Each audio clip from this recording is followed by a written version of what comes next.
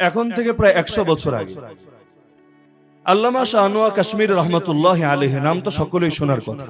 খাতিমাতুল মুহাক্কিকিন, ইমামুল আসর, যার মতো মেধাবী পুরো ওলামায়ে দেওবন্দের সিলসিলার মধ্যে দ্বিতীয় কেউ এসেছে বলে আমাদের জানা নেই। এই পরিমাণ মেধা আল্লাহ তাআলা তাকে দিয়েছিলেন, এমনকি জাহেদ কাউসারি পর্যন্ত বলতে বাধ্য হয়েছেন যে আনোয়ার শাহ কাশ্মীরের মতো এত বড় মাপের ইমাম আগের 200 বছরেও কেউ আসে। তো তার জীবনের একটা ঘটনার আলোকে বাস্তবতাটা খুব সুন্দরভাবে স্পষ্ট হবে। অতীতের ঘটনাগুলো আমাদের ভবিষ্যতের পাথেয় হয়ে থাকবে ইনশাআল্লাহ। উলামায়ে কেরামদের জানার কথা, মুকাদ্দিমায়ে ভাওল অত্যন্ত নামকরা একটা ঘটনা। এক লোক ছিল, তার নাম এলাহি বখশ। কৃষক ছিল, ক্ষেত খামারে কাজ করত, শিক্ষা দীক্ষা ছিল না। এভাবেই তার জীবন বেড়ে উঠল। এক পর্যায়ে বিয়ে শাদী করলো। বিয়ের পর তার মাথায় আসলো আমার একটু এলেম দরকার। এলেম না থাকলে আমল করব কিভাবে, সুন্নাত চিনব কিভাবে, তাওহীদ চিনব কিভাবে। তখন সে চিন্তা করলো আমি তো কৃষক মানুষ, কৃষকদের ব্যস্ততা কি পরিমাণ থাকে আপনাদের তো জানা আছেই, কিভাবে আমি ইলম অর্জন করব। সে চিন্তা করলো তাহলে এক কাজ করি, যেই পরিমাণ সম্পদ হলে আমার মৌলিক প্রয়োজন পূরণ হয় এই পরিমাণ সম্পদ আমি উপার্জন করব। এর জন্য যেই কয়দিন খেতে সময় দেওয়া লাগে আমি দিব, বাকি টাইম আমি ইলমের পেছনে কাটিয়ে রাখবো।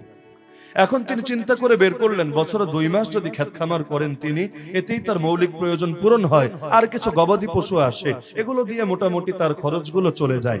এবার তিনি বছরে 2 মাস খেতে সময় দিতে লাগলেন, আর 10 মাস বিভিন্ন ওলামায়ে কেরামের কাছে গিয়ে ইলম শিখতে লাগলেন। এভাবেই চলছিল তার দিন।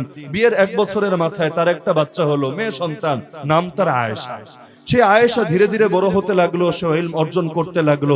করতে করতে এক পর্যায়ে মোটামুটি এই পরিমাণ জ্ঞানের অধিকারী হলো, এখন মসজিদেও বেচারা নামাজ পড়ায়। এখন তার নামের অংশ হয়ে গেল মৌলভী এলাহি বখশ। ঘটনার আগ থেকে শেষ পর্যন্ত পুরো অংশটা খেয়াল রাখবেন, গুরুত্বপূর্ণ শিক্ষা বের করতে পারবেন ইনশাআল্লাহ। তে মৌলভী এলাহি বখশ এভাবেই তার সংসার চালিয়ে যাচ্ছিল। যখন তার মেয়ের বয়স হলো 7 বছর, আচমকা তার স্ত্রী মারা গেল। কিন্তু সবাই তো জানতো যে মৌলভী এলাহি বখশ ইলমের জন্য তার কি আগ্রহ, তার চরিত্র কতটা ভালো। কিন্তু মেয়ের মুখের দিকে তাকিয়ে সে নতুন কোনো বউ ঘরে তুললো না। এভাবেই দিন চালিয়ে যাচ্ছিল, নিজেই নিজের মেয়ের দেখাশোনা করছিল। এক পর্যায়ে তার এক উস্তাদ তারে প্রস্তাব দিল, শোনো তুমি এখন যুবক, তাহলে একটা কাজ করো, আমার মেয়েটাকে তুমি বিয়ে করে নাও, কারণ তোমার উপর আমার আস্থা আছে, তুমি আমার শাগরেদ, তোমার ইলমের, তোমার দিনদারি, তোমার চরিত্রের উপর আমি আস্থা রাখি। যদি তুমি রাজি থাকো তাহলে আমার মেয়েটাকে আমি তোমার হাতে তুলে দিতে চাচ্ছি, আর আমার ছেলের সঙ্গে তোমার মেয়েকে বিয়ে দিতে চাচ্ছি। এখন উস্তাদ যেহেতু বলেছে, শাগরেদ না করবে কিভাবে? শাগরেদও রাজি হয়ে গেল, বিয়ে হয়ে গেল। কিন্তু তার মেয়ের বয়স যেহেতু কম, মেয়ের ব্যাপারে কথা হলো মেয়ে যতদিন প্রাপ্তবয়স্ক না হবে বাপের ঘরেই থাকবে, যখন প্রাপ্তবয়স্ক হবে তখন তার শ্যালকের কাছে মেয়েকে বুঝিয়ে দিয়ে, ততদিন পর্যন্ত এভাবেই চলবে। সেই ছেলের নাম ছিল আব্দুল আজিজ। এভাবে চলতে চলতে হঠাৎ করে তার সেই উস্তাদ মারা গেল। তখনও মেয়ে প্রাপ্তবয়স্ক হয় নাই। আব্দুল আজিজ এবার চাপ দিতে লাগলো, কি ব্যাপার, আমার মেয়েকে, আমার স্ত্রীকে বুঝিয়ে দিচ্ছেন না কেন? আপনার মেয়েকে সাজিয়ে গুজিয়ে বুঝিয়ে দেন আমার কাছে। কিন্তু তিনি একটু অমত করছিলেন, আরেকটু বয়স হোক, আরেকটু ম্যাচিউর হোক, এখনো সংসার করার মতো অবস্থা তার আসে নাই, কয়েকটা দিন তুমি ধৈর্য ধরো। কিন্তু আব্দুর রাজ্জাক বিভিন্ন ভাবে তার উপর প্রেসার ক্রিয়েট করছিল। এখন সে আরেকটু খোঁজ খবর নিতে লাগলো, হঠাৎ এত অস্থির হয়ে গেল কোন ছেলে, কাহিনী কিছু কি ঘটেছে? খোঁজ নিয়ে জানতে পারলো তার উস্তাদের মৃত্যুর পর, মানে আব্দুর রাজ্জাকের বাপ মারা যাওয়ার পর, আব্দুর রাজ্জাক ইসলাম থেকে বের হয়ে কাদিয়ানি হয়ে গেছে। এখন আব্দুর রাজ্জাকের চিন্তা, যদি এটা জানাজানি ব্যাপকভাবে হয়ে যায় তাহলে মেয়ে হয়তো দিবে না, আমি আর মজা নিতে পারবো না, তা আগে আগে মেয়েরা নিয়ে নেই, একবার যদি সংসার শুরু হয়ে যায়, বাচ্চা কাচ্চা হয়ে যায়, তাহলে তো আর ছুটিয়ে নিবে না। এজন্য মূলত সে চাপ দিচ্ছে। এখন সে তো আল্লাহর অনেক শুকরিয়া আদায় করলো যে আল্লাহ তুমি আমারে বড় বিপদের হাত থেকে বাঁচিয়েছো, আরেকটু হলে আমি আমার মেয়ের জিন্দগিটাকে শেষ করে ফেলতাম। কারণ এই ছেলের সঙ্গে যদি সংসার হতো সেটাকে হালাল হতো না হারাম হতো? তারা যে শারীরিক সম্পর্ক করত বৈধ হতো না অবৈধ হতো? এই জিনা থেকে যে সন্তান আসতো হালাল জাদা হতো না হারাম জাদা হতো? তো ভয়াবহ ব্যাপার। আল্লাহ শুকরিয়া আদায় করলো আর স্পষ্ট জানিয়ে দিল, শোনো আব্দুর রাজ্জাক, আমি আমার মেয়েকে কোনোভাবেই তোমার হাতে তুলে দেব না। কেন শ্বশুরজি, কি হয়েছে? দিবেন না কেন? কি হয়েছে? তুমি কাদিয়ানি হয়ে গেছো, কাদিয়ানিরা কাফের, এতটুকু ইলম আমার আছে। অনেক বড় মৌলবী সাহেব আমি না, কিন্তু আমি ইলাহি বক্স এতটুকু জ্ঞান আমার আছে যে কাদিয়ানির সাথে মেয়েকে বিয়ে দেওয়া যায় না, কারণ তার বিষয়টা অন্যান্য ফিরকা মুতাজিলা খারেজি এই টাইপের না, বরং তাদের ব্যাপারে উম্মত একমত যে তারা মুসলমান। আব্দুর রাজ্জাকের এবার ইজ্জতের প্রশ্ন ইগোতে লেগে গেল, লোকে কি বলবে। এবার সে বিভিন্ন গুন্ডা পান্ডা নিযুক্ত করলো, যে কোনো মূল্যে যাতে চাপ দিয়ে হলেও, পিটিয়ে হলেও, মেরে হলেও যে কোনো ভাবে আয়েশাকে তার ঘরে তুলতে, বিভিন্ন ভাবে নির্যাতন চলতে লাগলো। এলাহি বক্সের টাকা পয়সা তো বেশি নাই, কিন্তু তারপরও দিনের প্রশ্ন যেহেতু, নিজের সামর্থ্য যতটুকু আছে এটা নিয়ে সে চলে গেল মুলতান কোর্টে, গিয়ে মামলা ঠুকে দিল আব্দুর রাজ্জাকের বিরুদ্ধে। মামলা চললো, কোর্ট এক পর্যায়ে রায় দিল, হ্যাঁ অবশ্যই আব্দুর রাজ্জাক তো মুসলমান, যতক্ষণ পর্যন্ত সে নিজেকে নিজে কাফের বলে ঘোষণা না করবে ততক্ষণ আমরা তাকে কাফের বলতে পারি না, এই বিয়ে বলবৎ থাকবে। আর যায় কোথায়। এবার তো আরো বেশি পরিমাণ, যেহেতু আইনের সাপোর্টও পেয়ে গেছে, আরো বেশি করে চাপাচাপি করতে লাগলো, কারণ এখন তো রাষ্ট্রের দৃষ্টিতে বিষয়টা হয়েছে স্বামী আর স্ত্রীর মধ্যে বাপ অন্যায়ভাবে হস্তক্ষেপ করছে। রাষ্ট্র বলছে বিয়ে হয়েছে, বাপ এখানে বাধা দেওয়ার কে? বেচারা করবে কি? এখন গরিব মানুষ চলে গেল বাহাওয়ালপুর কোর্টে, সেখানে গিয়ে নতুন করে মামলা ঠুকে দিল। বাহাওয়ালপুরের সঙ্গে তার গ্রামের দূরত্ব 60 কিলোমিটার, বিশাল দূরের রাস্তা। তো এখন সেখানে গিয়ে মামলা ঠুকে দিল, কিন্তু এদিকে ঘরে থাকতে পারে না। আব্দুর রাজ্জাকের গুন্ডা পান্ডারা এসে আর ক্ষমতাসীন লোকেদের বিভিন্ন টাকা পয়সা দিয়ে ম্যানেজ করে উৎপাত করতেই থাকে। এখন তাদেরকে নিজের ঘরে না থেকে পালিয়ে পালিয়ে থাকতে হয়, কখনো আত্মীয়ের বাসায়, কখনো এর বাসায়, কখনো ওর বাসায়, এমনকি তাদেরকে বহুবার গোয়াল ঘরেও রাত কাটাতে হয়েছে। আর আব্দুর রাজ্জাকের বোন যেহেতু তার স্ত্রী, সুতরাং এটার কারণে তাদের লোকেশনটাও বারবার জানাজানি হয়ে যাচ্ছিল। বোন জানতো প্রথমে, তারপর ভাইকে জানিয়ে দিত, লুকিয়ে থাকা বড় কঠিন হচ্ছিল। কিন্তু বাপও শক্ত, মেয়েও শক্ত, যে জান গেলে যাবে কিন্তু কোনো কাফেরের সঙ্গে সংসার হতে পারে না। তারা লুকিয়ে লুকিয়ে থাকতে লাগলো, কিন্তু মামলা তো চালাতে হবে, আয় উপার্জনও তো লাগবে। অনেক কষ্ট মষ্ট করে মামলা চালালো, কিন্তু এখন 60 কিলো দূরে, এত দূরের পথ যাবে কিভাবে? সেই যুগে তো ঘোড়ার গাড়ি, গরুর গাড়ি, মহিষের গাড়ি, এগুলো তো চড়ে যাওয়া লাগতো। এই পরিমাণ সামর্থ্য তাদের ছিল না যে 60 কিলো পথ গাড়ি ভাড়া করে তারা যেতে পারবে। বহুবার এমন হয়েছে, 2-3 দিন আগে ঘর থেকে বের হয়েছে, ডেইলি 20 কিলো করে পথ হেঁটে, তারপর বাপ আর মেয়ে বাহাওয়ালপুর কোর্টে গিয়ে শুনানি করে এসেছে। বিশাল কোরবানি।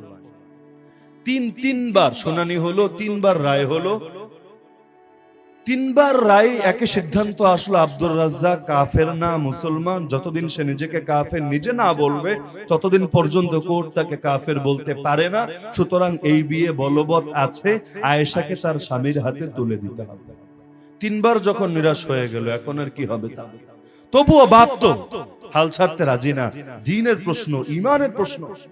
এখন ভিন্ন কি করা যায়? আইনজীবীরা থেকে পরামর্শ দিল, লাস্ট একটা সুযোগ আছে, সেটা হলো চিফ জুডিশিয়াল যে কমিশন আছে সেখানে তুমি একটা আপিল করতে পারো, কিন্তু আপিল চাইলে তুমি করতে পারবা না, এটার জন্য নবাবের পারমিশন। নবাব রে কই পাবে? তার মতো কৃষকের সঙ্গে দেখা করার জন্য নবাব মনে হয় বসে আছে। এখন খোঁজ খবর নিয়ে জানতে পারলো নবাব, বাহাওয়ালপুরের নবাব যিনি, নবাব সাদেক মোহাম্মদ খান, তিনি মাঝে মধ্যে শহর পরিদর্শনে আসেন। যখন আসেন তখন তার গাড়ির আশপাশে থেকে কেউ যদি হাত উঁচু করে বা তাকে কোনোভাবে তার দৃষ্টি আকর্ষণ করে, তাহলে তিনি গরিব হোক, দুঃখী হোক, যেই হোক, তাদের কথা শোনেন। নবাবের এই উদারতা আছে। তো এখন যেদিন নবাব শহরে আসার কথা, আগ থেকেই খোঁজ নিয়ে তিনি জায়গা মতো চলে গেলেন। দূর থেকে একটা কাগজ উঁচিয়ে নবাবের দৃষ্টি আকর্ষণ করলেন। নবাবও বারবার চিন্তা করলো, কি এটা আমার দৃষ্টি আকর্ষণ করতে চাচ্ছে। নবাব তাকে কাছে ডাকলো, জিজ্ঞেস করলো, কি সমস্যা তোমার? এখন সেই মৌলবী এলাহি বক্স নিজের সব সমস্যার কথা নবাবকে বিস্তারিত ভাবে খুলে বলল। বাপের আকুলতা, বাপের হৃদয়ের আকুতি, এটা নবাবের হৃদয় ছুঁয়ে গেল। নবাব বলল, ঠিক আছে, তুমি পেরেশান করো না, মামলা এটা চলবে। আমি এখনই লিখে পাঠাচ্ছি যাতে চিফ জুডিশিয়াল কমিশনে এই আপিল গ্রহণ করা হয় এবং মামলা যাতে চলতে থাকে। এখন কমিশনের প্রধান যিনি, নাম আবু বকর, তিনি সিদ্ধান্ত নিলেন, যেহেতু কয়েকবার রায় হয়ে গিয়েছে, বাহাওয়ালপুরে 3বার, মুলতানে 1বার, সুতরাং স্বাভাবিক আইনজীবী লয়ারদেরকে দিয়ে এটা সমাধান হবে না। উভয় পক্ষের ধর্মবেত্তাদেরকে ডাকতে হবে, তাদেরকে ডিবেটে লাগিয়ে দিতে হবে। যেই পক্ষ যুক্তিতর্কে জয়ী হবে ফয়সালা তাদের পক্ষে দেওয়া হবে। এখন উভয় পক্ষেই সমাধান চাওয়ার জন্য হুজুর তলব করা হলো। কাদিয়ানীরা যেহেতু তখন নতুন নতুন, হেড অফিস তখনও কাদিয়ানে, লন্ডনে না, তারা তাদের নিজেদের সব টাকা পয়সা উজাড় করে দিতে রাজি হলো।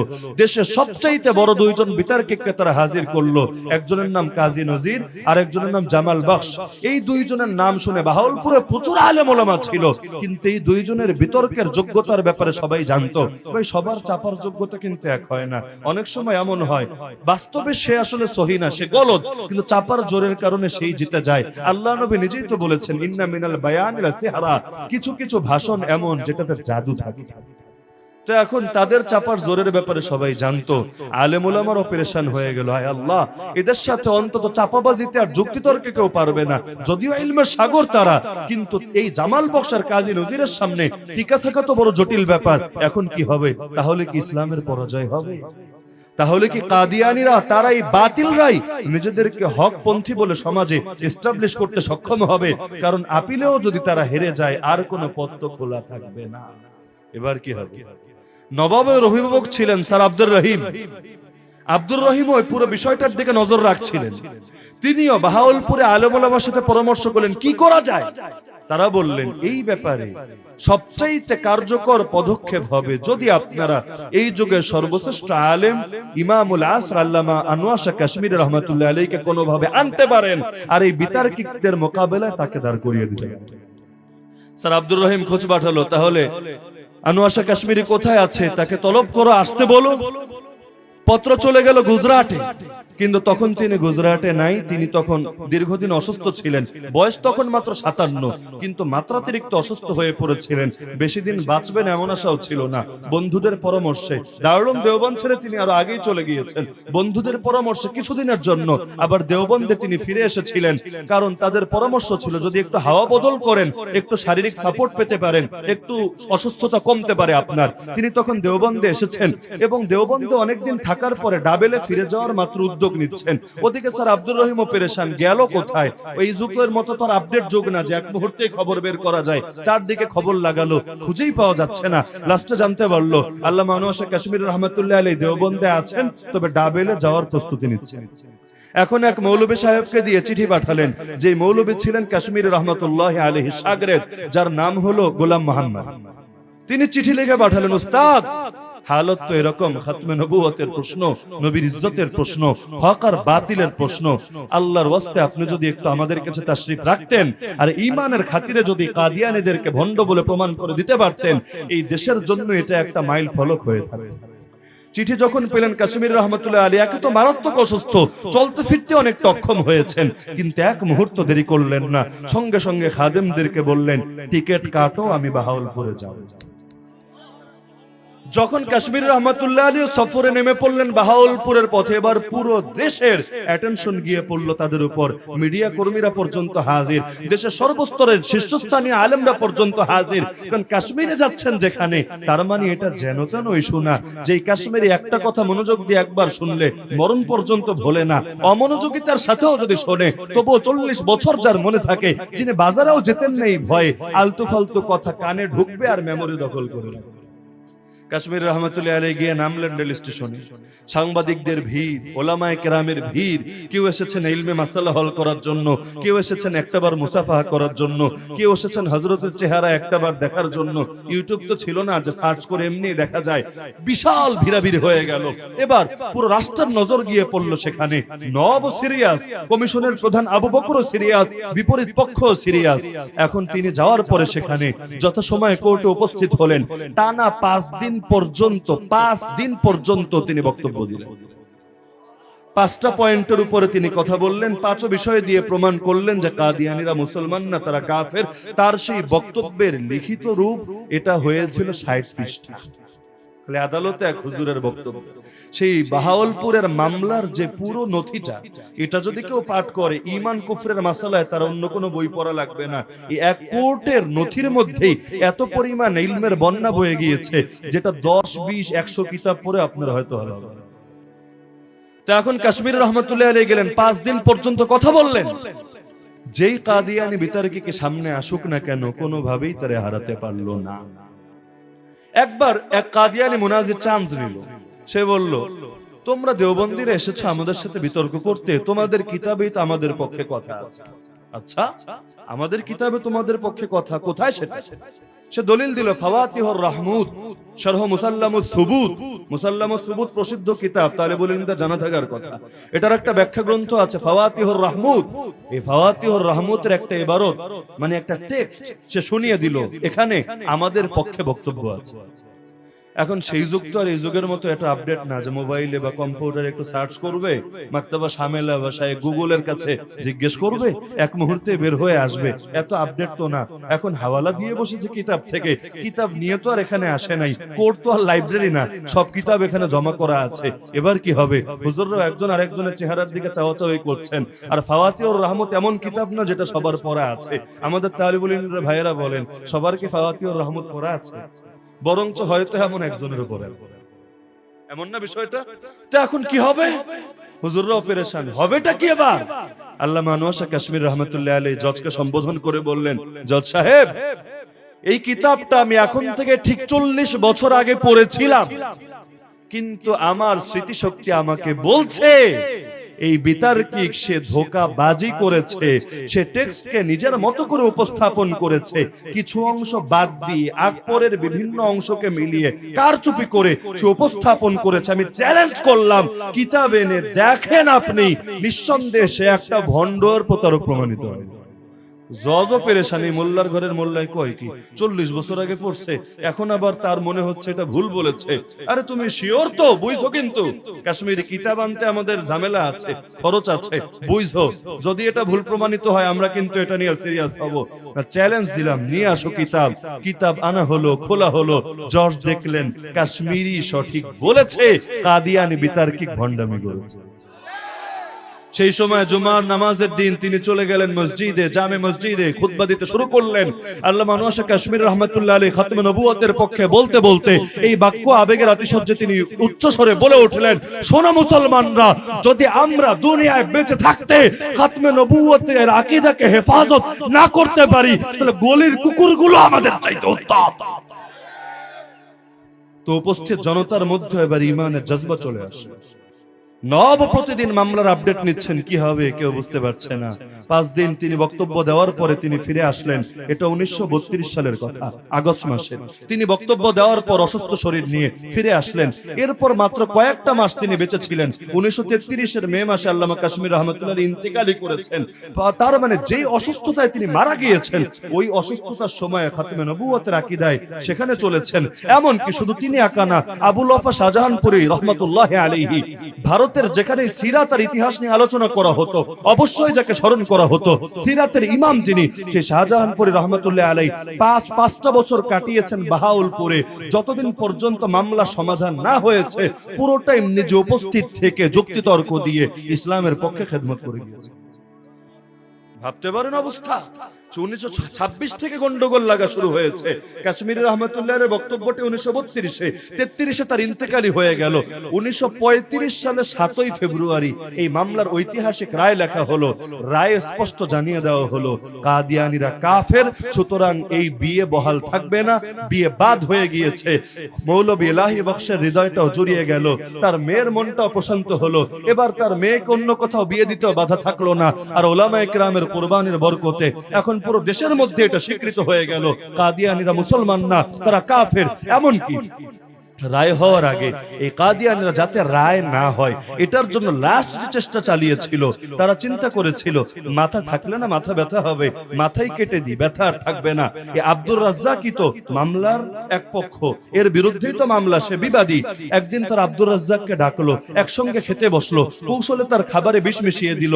আব্দুর রাজ্জাক খেয়ে মারা গেল, তাদেরও কষ্ট লাগলো, নিজেদের সহকর্মীকে এভাবে মেরে ফেললাম, কিন্তু উদ্দেশ্য হলো অপর পক্ষকে মোটিভেট করা। গিয়ে তার শ্বশুরকে ধরল, দেখো মৌলভী এলাহি বখশ, তুমি তো ওই জামাই থেকে মেয়েরে বাঁচানোর জন্যই মামলা লড়ছিলা, লক্ষ লক্ষ টাকা তোমার খরচ হয়েছে, এক কাজ করো, আমরা সব ক্ষতিপূরণ দিচ্ছি, আরো কত টাকা লাগবে তোমার বলো, দিয়ে দিচ্ছি, মামলাটা তুমি উঠিয়ে নাও। কারণ কাদিয়ানীরা চাচ্ছিল যে কোনো ভাবে কোর্ট থেকে রায় না আসুক, রায় আসলে যে মুখে চুনকালি পড়বে, পাবলিকের সামনে মুখোশ খুলে যাবে। কিন্তু মৌলভী আব্দুর রাজ্জাক বলল, গোটা দুনিয়া দিয়ে দিল, মামলা আমি উঠাবো না, আমার সর্বশেষ চেষ্টা তো হয়ে গিয়েছে, এবার আমি তোমাদের মুখোশ খুলে যাওয়া দেখার অপেক্ষা। এবার ওদের আমও গেল, ছালাও গেল, বসে বসে শেষ দৃশ্য দেখতে পেল। ওদের পরাজয় হলো, মৌলভী এলাহি বক্সের জয় হলো। এরপর মৌলভী এলাহি বক্স তার মেয়েকে বিয়ে দিল সুলতান মাহমুদ নামক এক যুবকের সঙ্গে। বেশি দিন না, অল্প কয়েক মাস মাত্র বেঁচে ছিল এরপরে। কিন্তু সেই সুলতান মাহমুদ নামক, সে বলেছে তার আত্মজীবনীর মধ্যে, এই মেয়ে এতটা নেককার মেয়ে ছিল, তার চেহারা আমি ছাড়া আর তার বাপ ছাড়া কোনো বালেগ পুরুষ কোনোদিনও দেখেনি। এত পরিমাণ তাকওয়া তাহারাতের উপর ছিল। তো যেই প্রসঙ্গে আমি বলছিলাম যে অতীত থেকে আমাদের জন্য শিক্ষা আছে কিনা, কাদিয়ানীদের মুখোশ খোলা দরকার আছে কিনা, খাতমে নবুয়তের আকীদা হেফাজতের জন্য লড়াইয়ের দরকার আছে কিনা। আরে আনোয়ার শাহ কাশ্মীরের চাইতে তো বড় হয়ে যায় না, শাহজাহানপুরী রহমতুল্লাহ আলাইহির চাইতে তো বড় হয়ে যায় নাই, সৈয়দ আতাউল্লাহ শাহ বুখারী রহমতুল্লাহ আলাইহির চাইতে তো আমরা বড় হয়ে যাই নাই। তাদের সময়ের চাইতে আমাদের সময়ের তো দাম বেশি না। সানাউল্লাহ অমৃতসরী রহমতুল্লাহ আলাইহি, তাদের তুলনায় আমরা কোনো ক্যাটাগরির মধ্যে পড়ি না। তারা যদি নিজেদেরকে কোরবান করতে পারেন খতমে নবুয়তের আকীদার হেফাজতের জন্য, এমন আনোয়ার শাহ কাশ্মীরের এই কিতাব তো কিয়ামত পর্যন্ত জগতে আলো ছড়াবে, যেটা তিনি লিখে গিয়েছেন কাদিয়ানি কাফের হওয়ার পক্ষে দলিল হিসাবে, ইকফারুল মুলহিদিন ফি শাইইন মিন যুরুরিয়াতিদ দ্বীন। এটা লিখেছিলেন কিছু মানুষের সংশয় দূর করার জন্য। অনেকে বলতো, আরে এরা নিজেদেরকে মুসলমান দাবি করে, তোমাদের কি টাকা পড়লো ওদেরকে কাফের বলার? তোমরা কি কারো হৃদয়ে ছিঁড়ে দেখেছো ভেতরে ঈমান আছে না কুফর? তিনি স্পষ্ট জানিয়ে দিয়েছেন, হ্যাঁ, শরীয়তের অকাট্য কোনো বিষয়, সর্বসম্মত বিষয়ে কেউ যদি কোনো অপব্যাখ্যা করে, ও যদি নিজেকে হাজারবার মুসলমান দাবি করে, তবুও সে মুসলমান থাকে না। যার কারণে এই উম্মত এখন একমত হয়ে গিয়েছে, কাদিয়ানীরা সর্বাবস্থায় কাফির। মাথায় যদি পাগড়ি পরে তবুও কাফির, মুখে যদি দাড়ি রাখে তবুও কাফির, গায়ে যদি জুব্বা দেয় তবুও কাফির, ওরা যদি নামাজ পড়ে তবুও কাফির, যদি রোজা রাখে তবুও কাফির, যদি হজ করে তবুও কাফির, যদি যাকাত দেয় তবুও কাফির, যদি মসজিদ বানায় তবুও কাফির, যদি মাদ্রাসা প্রতিষ্ঠা করে তবুও কাফির। বলেই যাব আমরা, কাফির কাফির কাফির না কাফির।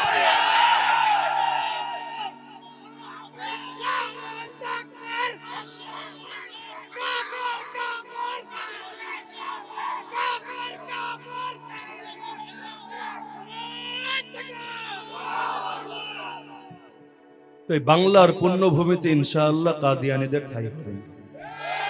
দেশের মধ্যে যেমন দেশ বিরোধীদের ঠাঁই হয় না, আল্লাহর জমিনে ও নবীর এই গুস্তাখদের, নবীর সঙ্গে বেয়াদবিকারী শয়তানদের, দাজ্জালের অনুসারীদের, নবী তো জানিয়েছেন কিয়ামতের আগে 30টা দাজ্জাল আসবে, যাদের প্রত্যেকে দাবি করবে তারা আল্লাহর নবী, অথচ আমি সর্বশেষ নবী। কাদিয়ানী দাজ্জাল, যারা অনুসরণ করে ওরাও দাজ্জাল, যারা ওদেরকে সাপোর্ট দেয়, শেল্টার দেয়, ওরাও দাজ্জাল, যারা জেনে বুঝে ওদের দালালি করে, ওরাও দাজ্জাল।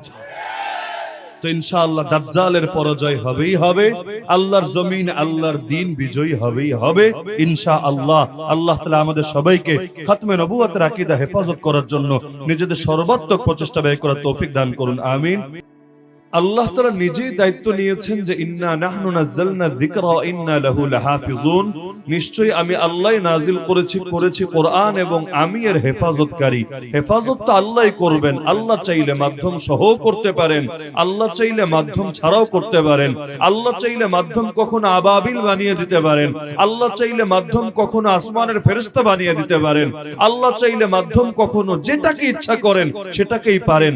ওমা ইয়ালামু জুনুদা রাব্বিকা ইল্লাহু, আমার রবের বাহিনী যে কত বেশি এটা একমাত্র তিনি ছাড়া আর কেউ জানেন না। করোনার মতো ছোট্ট একটা বাহিনী দিয়ে নাড়িয়ে দিতে পারেন, আল্লাহ চাইলেই ক্ষুদ্র ভাইরাস দিয়ে ওদেরকে দেখিয়ে দিতে পারেন। তোমাদের বিজ্ঞান যতই উন্নতি করুক না কেন, তোমাদের শিল্প যতই উন্নত হোক না কেন, আল্লাহর কুদরতের সামনে তোমরা একেবারেই অসহায়। তা আমার আল্লাহ চাইলে মাধ্যম সহ করতে পারেন, আল্লাহ চাইলে মাধ্যম ছাড়াও করতে পারেন। আল্লাহ তো একটা প্রতিবন্ধী ল্যাংড়া মশাকে দিয়েও নমরুদকে আচ্ছা মতো শায়েস্তা করেছিলেন। তা আল্লাহ যা চান তাই পারেন, কিন্তু সাধারণভাবে আল্লাহ নিজাম এটা বানিয়েছেন, আল্লাহ তাআলা তার দ্বীনকে, তার নবীকে, তার কিতাবকে, তার শরিয়াতকে আল্লাহ তাআলা তার বান্দাদের দ্বারাই হেফাজত করেন। এতে লাভ কার? লাভ বান্দার নিজের। আল্লাহকে সাহায্য করলে আল্লাহ লাভ হয়, সাহায্য না করলে আল্লাহ লস হয়, এমন না। আল্লাহ তাআলা তো চির নির্মুখাপেক্ষী। কুল হুয়াল্লাহু আহাদ আল্লাহুস সামাদ। সামাদ অর্থই হলো যিনি কখনোই কোনো ব্যক্তি বা কোনো বস্তুর দিকে মুখাপেক্ষী হন না, এবং সকল ব্যক্তি ও বস্তু সদা সর্বদা যার প্রতি মুখাপেক্ষী থাকে, আরবিতে তাকে বলে সামাদ। আল্লাহ জানাচ্ছেন আল্লাহুস সামাদ। এই সামাদ বলতে যদি কেউ থাকেন একমাত্র আল্লাহই আছেন। তা আমার আল্লাহ কখনোই বান্দার মুখাপেক্ষী হন না, কিন্তু বান্দাও যাতে একটু দামি হতে পারে, একটু সম্মানী হতে পারে, জান্নাতে তার মাকামটাও যাতে একটু বাড়তে পারে। কারণ কর্ম যেমন হবে প্রতিদানও তেমন হবে, কর্ম বেশি হলে প্রতিদানও বেশি হবে। কোরবানি যে আল্লাহর জন্য দিবে, যত বেশি দিবে সে তত বেশি চমকে যাবে। ইয়া আইয়ুহাল্লাযীনা আমানু ইন তানসুরুল্লাহা ইয়ানসুরকুম। হে ঈমানদাররা, যদি আল্লাহকে সাহায্য করো আল্লাহ তোমাদেরকে সাহায্য করবেন। ওয়া তোমাদের পাগুলোকে অটল রাখবেন, অবিচল রাখবেন, পিছলে যাবে না, পথ হারাবা না, সর্বদা তোমরা হকের উপর টিকে থাকতে পারবা। তা আল্লাহকে সাহায্য করলে আল্লাহ কেন সাহায্য করবেন?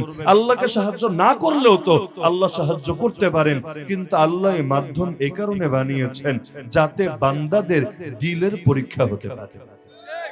ইন্নাল্লাহা লা ইয়ানজুরু ইলা সুওয়ারিকুম ওয়ালা ইলা আজসামিকুম ওয়ালাকিন ইয়ানজুরু ইলা কুলুবিকুম ওয়া আমালিকুম। আল্লাহ তাআলা তোমাদের চেহারাও দেখেন না, বডিও দেখেন না। আল্লাহ দেখেন দিল, আল্লাহ দেখেন আমল। আল্লাহ তো পরীক্ষা নিতে চান, পরীক্ষায় যে ভালো করবে প্রতিদান তাকে দিবেন। 60 বছর ধরে পরীক্ষা দিলেন, পুরস্কারকে 60 বছর ভোগ করবেন, 600 বছর ভোগ করবেন, 6000 বছর ভোগ করবেন, ভোগ তো করবেন চিরকাল। তো পরীক্ষা যেই কয়দিন, প্রতিদানও সেই কয়দিন, এমন না। পরীক্ষা তো যাচাইয়ের একটা মাধ্যম মাত্র। আল্লাহ তাআলা জগৎটাকে বানিয়েছেন, হায়াত মউত সৃষ্টি করেছেন কেন? হুয়াল্লাযী খালাকাল মাউতা ওয়াল হায়াতা লিয়াবলুয়া আইয়ুকুম আহসানু আমালা। পরীক্ষা করতে চান কার আমল কত বেশি, এটা না, কার আমল কত বেশি সুন্দর, কার আমলের কোয়ালিটি কত বেশি সুন্দর, আল্লাহ তাআলা এটাই যাচাই করতে চান।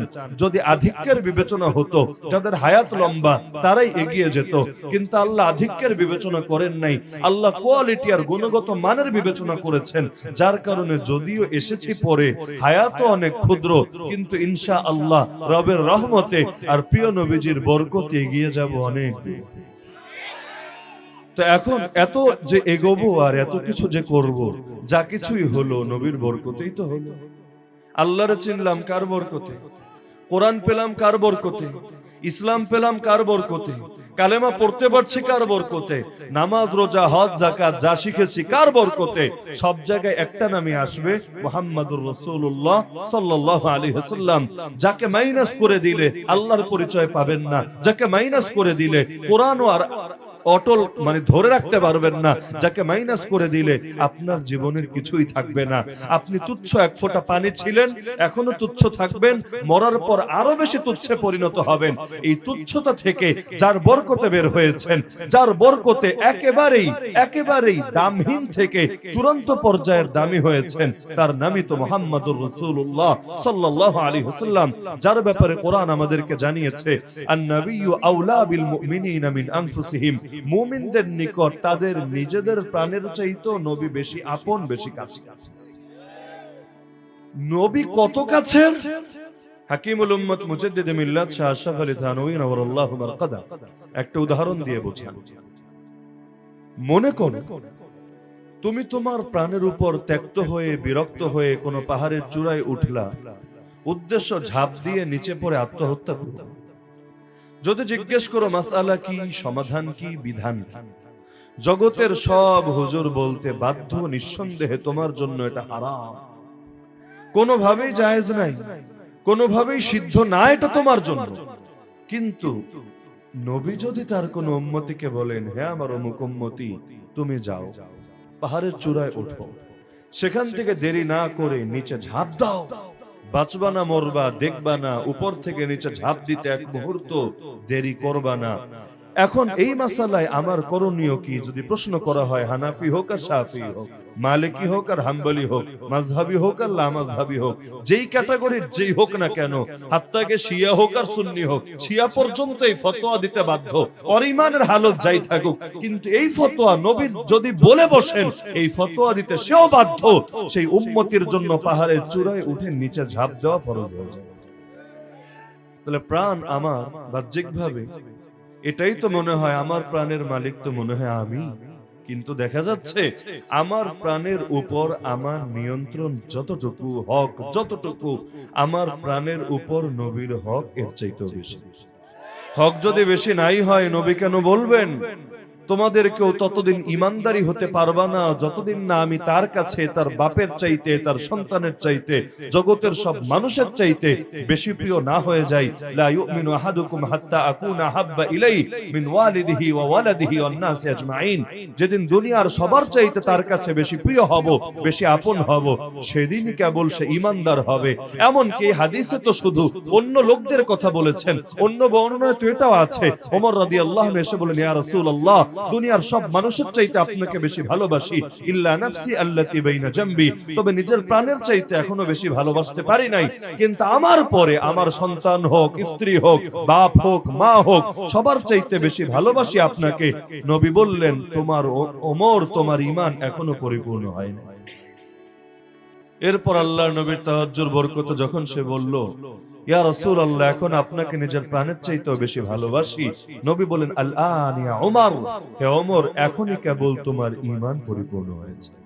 এমনকি সূরা তাওবায় তো আল্লাহ জানিয়েছেন, আল্লাহর চাইতে, তার রাসূলের চাইতে এবং তার পথে জিহাদের চাইতে যদি কোন মানুষের নিকট অন্য কোন বস্তু প্রিয় হয়ে যায়, হোক সেটা বাবা মা, হোক সেটা সন্তান সন্ততি, হোক ভাই বেরাদার, হোক স্ত্রী, হোক পাড়া প্রতিবেশী, হোক আত্মীয় স্বজন, হোক সম্পদ, হোক ঘরবাড়ি, হোক ব্যবসা বাণিজ্য, যেটাই হোক না কেন, যদি এগুলো বেশি প্রিয় হয়ে যায় আল্লাহর চাইতে, রাসূলের চাইতে, ওয়া জিহাদিন ফি সাবিলিহি, এবং তার পথের জিহাদের চাইতে, ফাতারাব্বাসু, তাহলে দিন গুনতে থাকো, অপেক্ষা করতে থাকো, হাত্তা ইয়াতি আল্লাহু বিআমরি, যতদিন না আল্লাহ তার আযাব নাযিল করেন তোমার উপর।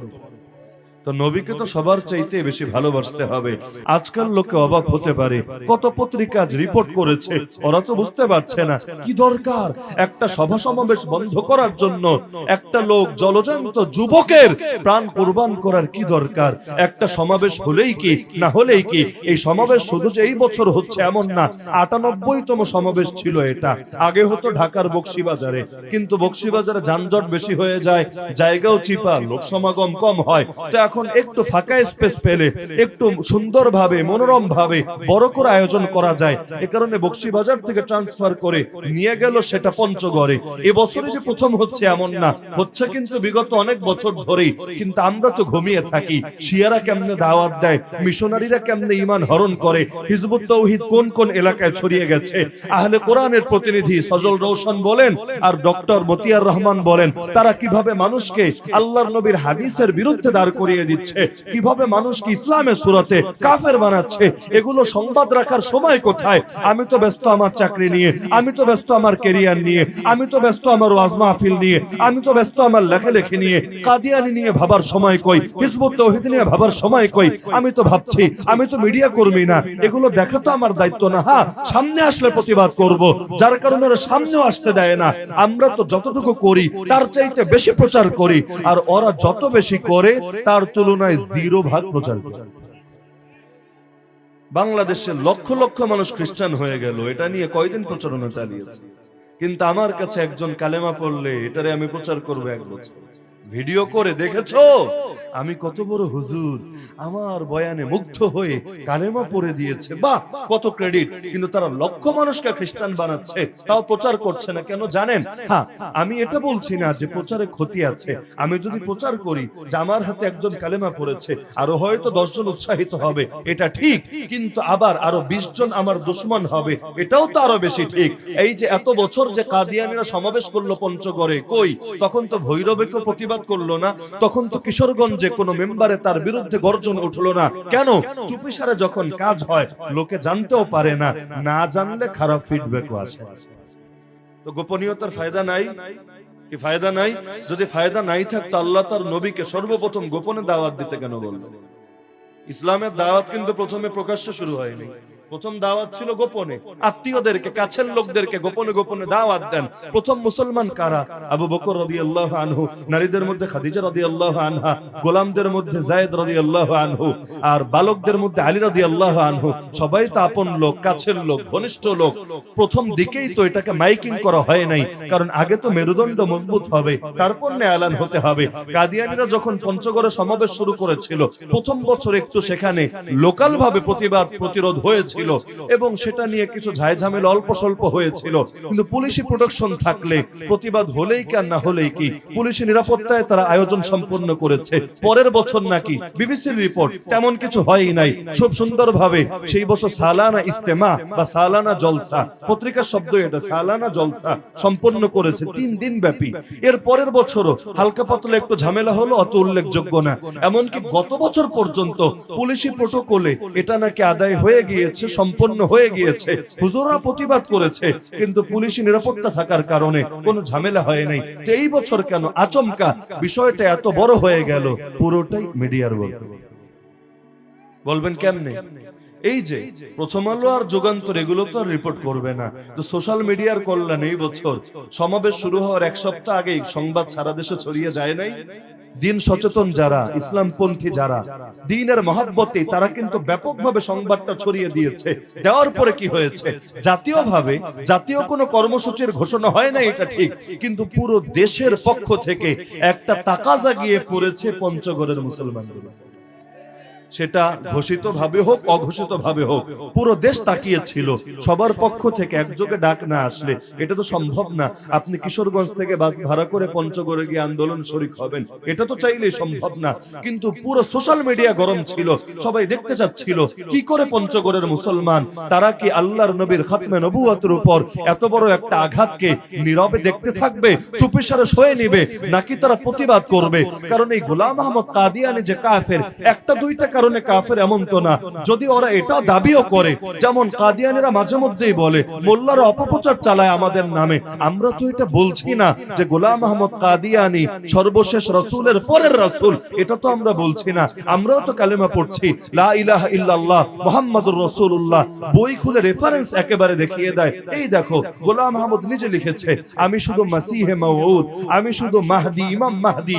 তো সুতরাং তাকে মাহদি মানতে তোমাদের ইখতিলাফ থাকলে সর্বোচ্চ এটা ইলমি ইখতিলাফ হবে, কিন্তু এই কারণে তোমরা তো কাউকে কাফের বলতে পারো না। এগুলো দেখে অনেকে ধোকাও খেয়ে যায়। আসলেই তো রেফারেন্স কই, হুজুর তো রেফারেন্স দেখায় নাই, সে রেফারেন্স দেখিয়েছে মানে সেই তো হক। হুজুররা আসলে ভুল বুঝেছে, কিন্তু জানে না খেলা আসলে অন্য জায়গায়। গোলাম আহমদ কাদিয়ানী হলো এমন একটা মাল যে দাবি জীবনে একটা দুইটা না, বহু রকম দাবি করেছে। এমন কি তার নিজের কিতাবে আছে, সে এটা দাবি করেছে সে 2 বছর পর্যন্ত মহিলা ছিল, মহিলা যার হায়েজও হতো, যার নাম ছিল মারিয়াম। সে 2 বছর পর তার মধ্যে ঈসা আলাইহিস সালামের প্রাণ ফুঁকে দেওয়া হলো। মানে এটা আবার দাবি করে নাই তাকে কেউ ধর্ষণ করে দিয়েছে যার কারণে পেট বাঁধিয়েছে, এটা না, বরং ফু দিয়ে তার পেটের মধ্যে ঈসা নবীরে ঢুকায় দেওয়া হয়েছে। কয় মাস ছিল ঈসা নবী তার পেটে? তার বক্তব্য এটা 10 মাসের অধিক হবে না, তার মানে 10 মাসের কম হবে। তো এখন 10 মাস পর্যন্ত পেট বাঁধানোর পর তার বক্তব্য, হঠাৎ করে তারপর আমাকেই আল্লাহর পক্ষ থেকে ঈসা ইবনে মারিয়াম হিসাবে তৈরি করে দেওয়া হলো, আমি মারিয়াম, আমি ঈসা। তো এখন আর দাবির তো শেষ নাই। আপনি ওর বইয়ের মধ্যে বস্তা পচা বহু রকম দাবি পাবেন, একটা দাবির সাথে একটার মিল নাই। শুরুতে ছিল বড় ডিবেটার, তারপর হয়ে গেল বড় পিশাব, সেখান থেকে হয়ে গেল খলিফা মাহদি, সেখান থেকে হয়ে গেল নবী ঈসা, সেখান থেকে হয়ে গেল প্রথমে জিল্লি নবী, বুরুজি নবী, ছায়া নবী। ওই নবী নতুন করে তার দেহ ধারণ করে জগতে এসেছেন, সে আলাদা কেউ না, এমন নবী যার নতুন কোনো কিতাবও নাই, নতুন কোনো শরীয়ত নাই। কয়েক বছর পর গিয়ে না, আমার নতুন শরীয়ত আছে, নতুন কিতাবও আছে, আমার উপর এক ভাষায় না 7 ভাষায় ওহী আসে। আগের নবীদের উপর ওহী আসে এক ভাষায়, আমার উপর ওহী আসে 7 ভাষায়, সেগুলো সে সংকলন করেছে। দাবির তো এখন শেষ নাই, এখন সবই তো তার কিতাব থেকে রেফারেন্স দেওয়া সম্ভব। তো এখন কাদিয়ানী তো শুধু এক কারণে কাফের না, খাতমে নবুয়তের আকীদার বিষয়টা যদি বাদও রাখি, ওর মতো দাজ্জালকে যদি কেউ নবী ঈসা দাবি করে, ও তো মুসলমান থাকবে না, ও তো কাফের। আর ওর জীবনের সবচাইতে বড় অবদান, সে 80টা বই লিখেছে, এক আলমারি বই নাকি লিখেছে তার বক্তব্য অনুসারে ব্রিটিশদের পক্ষে আর জিহাদের বিপক্ষে। তাকে ব্রিটিশরা লালন পালন করেছে মূলত জিহাদের বিরুদ্ধে ফতোয়াবাজি করার জন্য। সেই সময় ব্রিটিশদের সবচাইতে বড় চ্যালেঞ্জ ছিল জিহাদ। উলামায়ে কেরাম ময়দানে নেমে গিয়েছেন, কাউকে থামানো যায় না। সেই যে আব্দুল আজিজ মুহাদ্দিস দেহলভী রাহমাতুল্লাহ আলাইহি ফতোয়া দিয়েছেন, এক ফতোয়া পুরো ভারতবর্ষের ইতিহাসকেই পরিবর্তন করেছে। এখন যত মানুষকেই মারুক না কেন, যতজনকেই পঙ্গু করুক না কেন, যত মাদ্রাসাকেই বন্ধ করুক না কেন, কোনোভাবেই আন্দোলন আর এই বিপ্লবকে তো থামাতে পারে না। যার কারণে সবচাইতে বড় চ্যালেঞ্জ ছিল এই ফতোয়াটা। ফতোয়ার মোকাবেলায় যদি ফতোয়া দাঁড় করাতে পারে, হুজুরে হুজুরে কাটাকাটি করতে পারে, এটা ওদের জন্য সহজ। ওরা জানে পিটিয়ে জিহাদ থামাতে পারবে না, ওরা জানে গ্রেফতার করে জিহাদ বন্ধ করতে পারবে না। জিহাদের ফতোয়ার বিরুদ্ধে যদি আবার অন্য কারো হারামের ফতোয়া দাঁড় করানো যায়, তাহলে না জিনিসটা সহজ হবে। এই যুগে আমেরিকার কৌশল, কোথাও মোল্লা ওমর দেখলে তার মোকাবেলা আরেকটা মোল্লা ব্রডলিকে তৈরি করে দিবা। মোল্লায় মোল্লায় কাটাকাটি হবে, মানুষের মধ্যে ভাগ হবে, ডিভাইড এন্ড রুল। যত বেশি ভাগ হবে তোমাদের শাসন তত বেশি পাকাপোক্ত হবে। তো ইসলামের অনেক দলটাই তো ওরা পালে। এই যে কাদিয়ানীদের হেড অফিস কোথায়? আপনার কিশোরগঞ্জে, ঢাকার বকশীবাজারে? হেড অফিস তো লন্ডনে। লন্ডন শরীফে গিয়ে হেড অফিস হলো কেন? ব্রিটেনের রাজধানী লন্ডন, সেখানে গিয়ে হেড অফিস হলো কেন?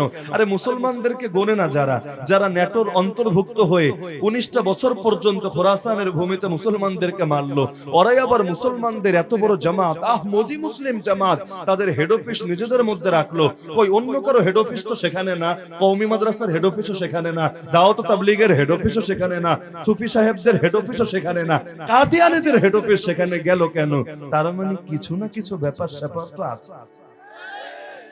আমাদের তলায় তো মাটি থাকে না, আমরা ছোট মাহফিল করতে গেলে অনেক সময় কুলিয়ে উঠতে পারি না। ওরা সালানা জলসা করে, পুরো জেলার সকলে ওদের বিরুদ্ধে একযোগে মাঠে নেমে আসে, তবুও গুলিটা সেই মানুষদের বিপক্ষেই চলে। ওদের কারো বুকে গুলি লাগে না, ওদের কেউ গুলিতে মরে যায় না, টিয়ার শেলও খায় না। তাহলে সংখ্যা লঘু যদিও, আর বাকিরা সংখ্যা গুরু, কেউ চায় না ওদের সভা হোক, সমাবেশ হোক। তারপরে হয় কেমনে? খুঁটির জোরটা কোথায়? পুরো দেশের হুজুররা তাদের বিরুদ্ধে বলে, এমনকি সাধারণ প্রতিটা মানুষ পর্যন্ত ওদের বিরুদ্ধে অবস্থান নেয়। কোন গ্রুপ আছে ওদের পক্ষে? কোন গ্রুপ আমাকে বলে? কওমিও নাই, আলিয়াও নাই, হানাফি মালিকি শাফি হাম্বলি কেউ নাই, মাযহাবি লামাযহাবি তাও নাই। এমনকি জানেন কিনা আপনারা, শিয়ারাও পর্যন্ত ওদেরকে কাফের মনে করে। ভাবতে পারেন, সুন্নিরা তো আছে, শিয়ারা পর্যন্ত ওদেরকে মুসলমান মনে করে না। কে আছে ওদের পক্ষে?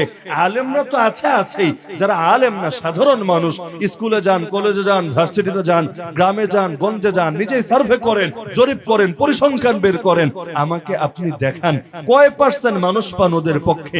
কিছু মুরগি চোরা আর গরু চোরা পাবেন যারা হয়তো ওদের পক্ষে বলবে, কারণ ওদের মিশনই হলো সব সময় হুজুরদের বিপক্ষে থাকতে হবে। এখন শত্রু যে সে আমার বন্ধু হবে, ওই উসুল মেনে ওরা ওদের পক্ষে বলবে, কিন্তু এর বাইরে এই দেশের কোন লোকটা ওদের পক্ষে বলবে? এই বাস্তবতা জানেন কিনা আপনার? ওদের বিরুদ্ধে কোরবানি দিতে কে কমতি করেছে? সৈয়দ আবুল আলা মওদুদী তিনি পর্যন্ত একটা কিতাব লিখেছেন, যেই কিতাবে এটা প্রমাণ করে দেখিয়েছেন যে ওরা কাফের। যেই এক কিতাবের কারণে তার বিরুদ্ধে ব্রিটিশ সরকার ফাঁসির রায় দিয়েছে। ভাবতে পারেন? আপনি বলবেন কি রে, ফতোয়ার কারণে ফাঁসির রায়?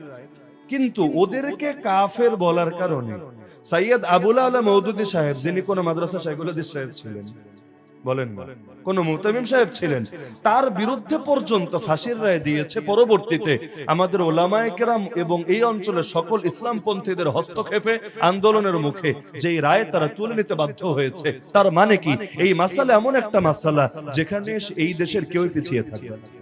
আপনার কি মনে হয়, এখানে আওয়ামী লীগ যারা করেন, যারা আছেন, আপনারা কি কাদিয়ানীদের পক্ষে থাকবেন? বিএনপি যারা করেন আপনারা পক্ষে থাকবেন? জাতীয় পার্টি যারা করেন তারা পক্ষে থাকবেন? আমি তো মনে করি ইসলাম সম্পর্কে বেসিক নলেজ আছে এমন একটা মুসলমান, সে যে দলেরই হোক না কেন, অন্তত আর যাই করুক না করুক, কাদিয়ানীদের পক্ষে যাওয়ার দুঃসাহস জীবনেও দেখাবে। শুধু এক আরিফ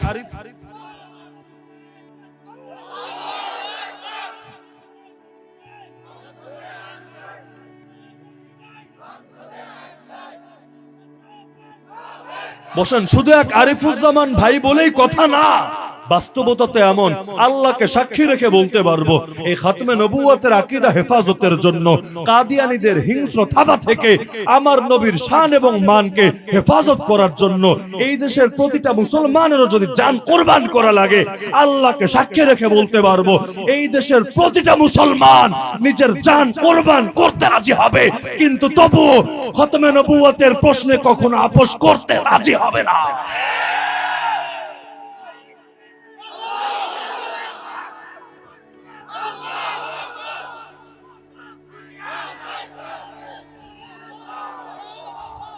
এটা কোনো দলের বিষয় না, কোনো সংগঠনের বিষয় না, এটা কোনো রাজনৈতিক ইস্যু। রাজনৈতিক ইস্যু হলে অন্তত আমার মতো অরাজনৈতিক লোকের এটা নিয়ে মাথা ঘামানোর দরকার ছিল না। অনেক সময় সরকারে গিয়ে বোঝায়, শোনেন কয়েকদিন পর তো নির্বাচন, মোল্লারা আসলে আপনাদেরকে চাপে ফেলতে চাচ্ছে, এজন্য রাজনৈতিক ইস্যু ক্রিয়েট করে সবাই মিলে এভাবে তারা কাজ করেছে, মাঠে নেমেছে, মূলত অমুক বিরোধী দল ফান্ডিং করছে, একটু যাচাই বাছাই করেন দেখবেন মূলত এগুলোর পেছনে ওরা আছে। মাঝে মধ্যে বেচারাদের কাছে এত পরিমাণ কান পড়া যায়, তারাও চিন্তা করে হ্যাঁ হঠাৎ করে সামনে নির্বাচন, এখন মোল্লারা খেপলো কেন, তাহলে মনে হয় এটার পেছনে রাজনৈতিক কোনো স্বার্থ আছে। কিন্তু বাস্তবতা তো জানে না তারা, বাস্তবতা এটা তো মুমিনের ঈমানের প্রশ্ন, এটা কোনো রাজনৈতিক ইস্যু না। ঈমানদার যে সেই তো কখনো এই ব্যাপারে নীরব থাকতে পারে না।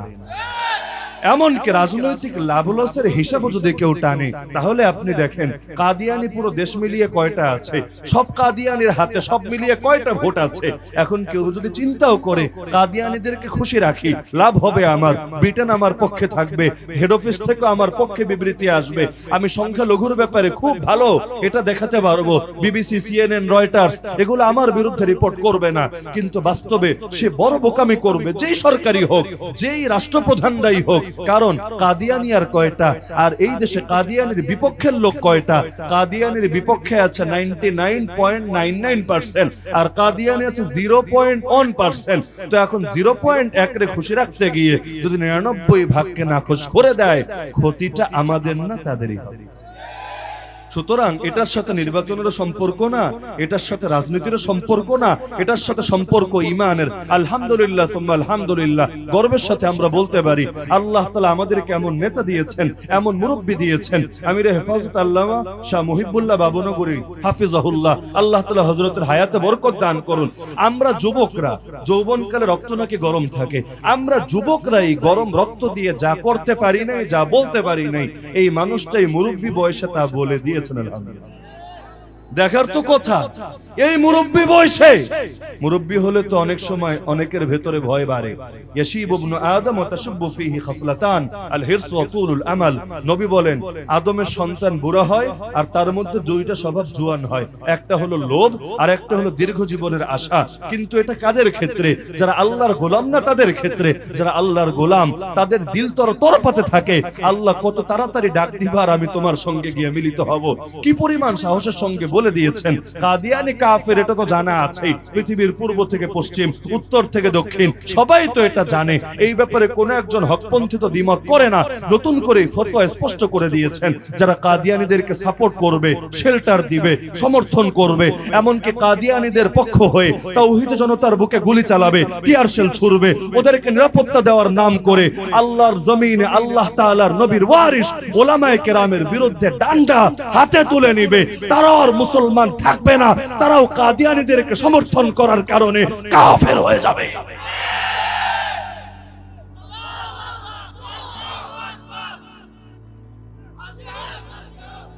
ফতোয়ার শাহাদাত এমন জিনিস, এটার প্রভাব এক সময় এমন ভাবে প্রকাশ পায় যেটা লোকে ভাবতেও পারে। শাহ আব্দুল আজিজ দেহলভীর একটা ফতোয়া যখন দিয়েছিলেন, জাস্ট একটা ফতোয়াই তো, কিন্তু পরবর্তী ইতিহাস দেখিয়েছে এক ফতোয়ার প্রভাবে ব্রিটিশরা 190 বছর পার হলেও শেষমেশ যেতে কিন্তু ঠিকই বাধ্য হয়েছে। শাহাদাত এমন একটা জিনিস, দেখতে তো মনে হয় আরে কত লোক মরে, গাড়ির তলায় মরে, ক্যান্সারে মরে, কতজন কত ভাবে মরে, একজন মরেছে তাতে কি হয়েছে? কিন্তু ইতিহাস আমাদেরকে জানিয়েছে যেই মাটিতে শহীদের রক্ত ঝরেছে সেই মাটিতে দুদিন আগে বা পরে ইসলামের বৃক্ষ প্রস্ফুটিত হয়েছেই হয়েছে। এই যে পঞ্চগড়ের মাটিতে আমাদের ভাই আরিফুজ্জামান, আমরা আল্লাহর কাছে আশা রাখি ইতিমধ্যে তিনি হয়তো জান্নাতের সবুজ বাগী হয়ে গিয়েছেন। তো যেই মাটিতে এই শহীদের রক্ত ঝরেছে ইনশাআল্লাহ সুম্মা ইনশাআল্লাহ সেই মাটিতেও একদিন না একদিন আল্লাহর দ্বীন কায়েম হবেই হবে। আর কাদিয়ানি থেকে শুরু করে সকল শয়তানের চালাচামুন্ডরা পালাতে বাধ্য হবেই হবে। যতই দালালি করুক বিবিসি রিপোর্ট তো দেখেছেন, বিশাল রিপোর্ট, বাহ কত দরদ, মূল ইস্যুটাই আড়াল করে দিয়েছে। আরে বিষয়টা কি, জাস্ট মনে হয় খালি ভিন্ন মতের বিষয়, ভাবসাবটা এমন। আরে ভিন্ন মতের বিষয় থাকলে অন্য জায়গায় তো ঝামেলা হতো, অন্য জায়গায় হয় না কেন? আমাদের অনেক ছেলে পেলেও না বুঝে অনেক সময় আবেগের বসে বলে ফেলে, এই যে আপনারা এত আন্দোলন করেন হুজুররা, কি জন্য করেন? আপনাদের দাবি যে ওদেরকে রাষ্ট্রীয়ভাবে অমুসলিম ঘোষণা হোক, কেন? রাষ্ট্রকে আপনারা মুফতি সাহেব আবার কেন মেনে নিলেন? রাষ্ট্র সেকুলার রাষ্ট্র, সংবিধান সেকুলার সংবিধান, সরকার সেকুলার সরকার। ধর্ম নিয়ে হস্তক্ষেপ করা এই অধিকার তো তার হাতে দেওয়া উচিত না। ইসলাম হোক আর হিন্দু ধর্ম হোক, খ্রিস্ট ধর্ম হোক আর বৌদ্ধ ধর্ম হোক, ধর্মের বিষয়গুলো ধর্মের লোকেরা বুঝবে, ধর্মীয় পণ্ডিতরা বুঝবে, এগুলো তো তাদেরকে টানার কি দরকার? কিন্তু একটাবার চিন্তা করে না, বিষয়টা আসলে সরকারকে মুফতি সাহেব মানান না, বিষয়টা আসলে ফতোয়ার অধিকার তাদের হাতে তুলে দেওয়ার না। ফতোয়া নতুন করে কি দিবে? ফতোয়া তো আমাদের আকাবিররা আরো 100 বছর আগে দিয়ে গিয়েছে, নতুন ফতোয়া দেওয়ার কিছু আছে নাকি? ফতোয়া চাওয়া হচ্ছে না কারো কাছে, কিন্তু দাবিটা করা হচ্ছে মূলত এই কারণে যাতে করে ইসলাম আর কুফুরটা মিশ্রিত না হয়ে যায়। এখন ওরা ওদের নাগরিক পরিচয় লিখবে মুসলমান, আইডি কার্ডে থাকবে মুসলমান, ওদেরকে দেখলে মানুষ সালাম দিবে যেভাবে মুসলমানকে সালাম দেয়, ওদের সাথে নিজের মেয়ের বিয়ে দিবে যেভাবে মুসলমান যুবকের সাথে বিয়ে দেয়, ওরা মরলে মুসলমানদের কবরস্থানে দাফন করবে, এমনকি ওরা চাইলে সৌদি চলে যাবে হজ আর উমরার ভিসা নিয়ে, কারণ নাগরিক পরিচয় তো মুসলমানই আছে। তো সব ক্ষেত্রে ওরা মুসলমানদের মতোই অধিকারগুলো ভোগ করবে। উপাসনালয় বানাবে, নাম দিবে মসজিদ, শিক্ষা প্রতিষ্ঠান বানাবে, নাম দিবে মাদ্রাসা, কারণ স্বীকৃত তারাও মুসলমান, ভিন্ন মত থাকতেই পারে, কিন্তু নাগরিক ভাবে এই পরিচয় তো তারা ভোগ করছে, তারা মুসলমান। কিন্তু যদি এটা স্পষ্ট করে দেওয়া হয় না তারা মুসলমান না, যেমন হিন্দু একটা ধর্ম, খ্রিস্ট ধর্ম এটা একটা ধর্ম, তো এরকম অন্যান্য ধর্মের মতো কাদিয়ানিয়াত এটাও একটা ধর্ম। এই ধর্মে যারা বিশ্বাসী তারা হলো এই দেশের আরেকটা ধর্ম, যারা মুসলমানদের অংশ না। যদি এটা হয় তাহলে তারা কাউকে ধোঁকা দিয়ে তার মেয়েকেও বিয়ে করতে পারবে না, কেউ তাদেরকে মুসলমান মনে করে সালাম দিয়ে গুনাহগারও হবে না, তারা মরলেও তাদের জানাজায় শরীক হবে না, তারা মরলেও তাদেরকে মুসলমানদের কবরস্থানে দাফন করবে না, তারা তাদের উপাসনালয়ের নাম মসজিদ দিতে পারবে না, তারা গিয়ে হজ আর উমরা করতে পারবে না, কারণ হারামাইন শরীফাইনের মধ্যে মুশরিকরা প্রবেশ করতে পারে না। সূরা তাওবায় আল্লাহ হারাম করেছেন, ইন্নামাল মুশরিকুনা নাজাস, নিঃসন্দেহে মুশরিকরা হলো নাপাক, ফালা ইয়াকরাবুল মাসজিদাল হারাম বাদা আমিহিম হাদা, সুতরাং তারা যাতে এই বছরের পরে মসজিদে হারামের ধারে কাছেও না আসে, যার কারণে নবীর আদেশই এটা, জাজিরাতুল আরব, আরব উপদ্বীপেই তারা প্রবেশ করতে পারবে না। তো মুসলমানদের জন্য এতগুলো কাজ সহজ হয়ে যাবে যদি রাষ্ট্রীয়ভাবে তাদেরকে অমুসলিম ঘোষণা করা হয়। এর মানে এটা না যে আমরা সরকারের কাছে ফতোয়া চাই, এর মানে এটা না যে আমরা সংসদকে মুফতি সাহেব মনে করি, নিজেদের ফতোয়ায় নিজেদের আস্থা নাই, যদি তারা সাইন দেয় আস্থা ফিরে আসবে, বিষয় এমন না। ফতোয়া আমাদেরও দেওয়ার কিছু নাই, বহু আগেই দেওয়া আছে, কিন্তু এই স্বীকৃতির প্রয়োজন ইসলাম আর কুফুরটা যাতে মিশ্রিত না হয় সে কারণে। দাওয়াত তো হুজুররা এমনিও দিবেন, অমনিও দিবেন, মসজিদের মিম্বরেও দিবেন, মাহফিলের মঞ্চেও দিবেন, এমনকি কথা বলতে না দিলেও তারা মাসালা তো বলার বলেই যাবেন ইনশাআল্লাহ। কিন্তু এটা যদি বাস্তবে ঘোষণা হয়ে যায় তখন দাওয়াতটাও তাদের জন্য অনেক সহজ হয়ে যায়।